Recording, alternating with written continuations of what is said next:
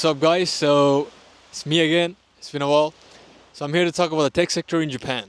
So right now, the world has a lot of layoffs and a lot of people are depressed, and I can understand that because many people are getting layoffs in their engineering jobs. But I am here to talk about what's the scene like in Japan. So surprisingly, the tech scene in Japan is quite interesting. It's quite booming actually. It's not people are not getting laid off like in other countries, and here people are still getting hired because there are many startups coming up, and there are like tons of startups coming up, and a lot of engineers getting hired left and right. So if you're in Japan and looking for a tech job, I think you're still safe because Japan in the past has fallen behind in the tech scene before, so they have to kind of compensate the gap, and they're not all of them in the AI hype train. So with Japan, the thing is, many companies here are run by top executives, like old people that follow kind of a traditional method. So in some companies, Japan still uses fax machines. So you'll be surprised that many archaic methods are still used in Japan. So these companies are still coming up. They're kind of changing their ways, and in order to change their ways, they need to hire engineers that are that are foreigners that know modern technology, and they can catch on. They can help Japan catch on to the modern trend. So I would say for the next 10 years, Japan is still quite safe. You don't have to worry about it. And yeah, engineers are still getting hired actively. So now, how are the interview stages like in Japan? So in Japan, on average, companies have 3 to 4 stages of interviews. So you got the first stage, you got an introduction interview, you got the second stage, which is like usually a coding test or technical interview. Usually, second stage would be a combination of coding test or technical, or it could be either of them. A third stage would be usually like an interview with the HR manager or like your hiring team manager, and the fourth stage is usually with the one of the executives, or if you're applying for a startup, then you're going to interview with a company executive.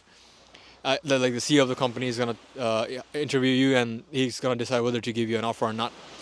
But all in all, on an average, you're looking for 3 to 4 stages of interviews.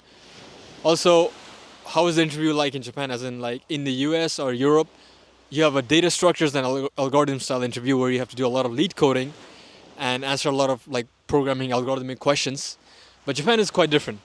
It's sort of different, but it's changing. So most of the Japanese companies in Japan, most of the domestic companies in Japan, they prefer to see you like they prefer to hire you based on the type of person you are. So it's more like personality based, as in personality and experience combined. So you'll be asked deep questions regarding your personal behavior and how are you as a person and your previous work experience. So you don't technically have to give a lot of coding tests or interview. You might be asked questions like fundamental questions. Let's say if you're applying for a front-end job, you might be asked like fundamental TypeScript questions or fundamental JavaScript questions, but you don't need to know data structures and algorithms to like do problem solving. Sometimes you do get take-home assignments where you have to solve using like, let's say, your framework of your choice, like a React.js project or JavaScript framework.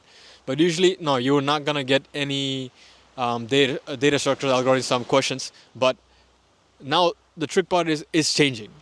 So I have been through both the stages. So many of the modern companies in Japan right now, the recent companies, they are sort of adopting the data structures and algorithm style questions, but it's not that prominent yet.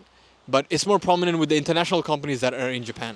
So if you're applying to a Japanese, like a domestic Japanese companies where the common language used there is Japanese, then most likely you'll not be asked DSA-based questions. You'll be asked interview, like you'll be asked like conversation-based, behavioral-based, interview-based questions. On top of that, for if you're applying for international companies where the environment is English, they usually adopt the DSA-based questions where you'll be asked lead code side interview questions. But it's not as hard as the States where, like in Google or Meta or Facebook, you have like multiple rounds. It's not like that. Here it's more likely it might be an online test on an online code editor like HackerRank or let's say CoderByte. Or on very rare occasions, you'll be asked questions in, let's say, like a whiteboarding questions. But I won't say this will last long because even many of the Japanese companies, they're aware that a lot of cheating tools are available using AI and you can cheat on online tests. So they're also kind of slowly switching towards whiteboarding style of questions, but it's going to take a long time. But if you can speak Japanese, you have a huge advantage. You can apply to Japanese companies, and you can you can do interviews in Japanese, and you can get through based on your experiences.